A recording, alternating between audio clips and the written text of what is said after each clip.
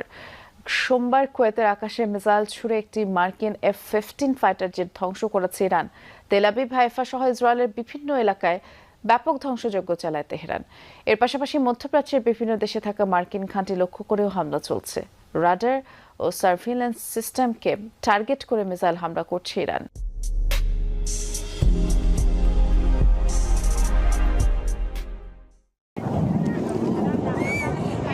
কুয়েতের আকাশসীমা পার করছিল মার্কিন F-15 ফাইটার জেটটি।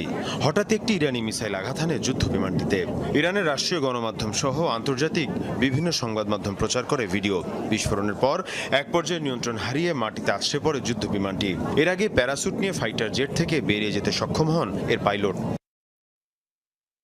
যুক্তরাষ্ট্র ইসরায়েলের হামলার পাল্টা জবাব দিতে চলছে ইরানের অপারেশন ফাতে খাইবার। তেল আবিব সহ ইসরায়েলের কৌশলগত বিভিন্ন এলাকায় ব্যাপক ধ্বংসযজ্ঞ চালিয়েছে ইরান। এখন পর্যন্ত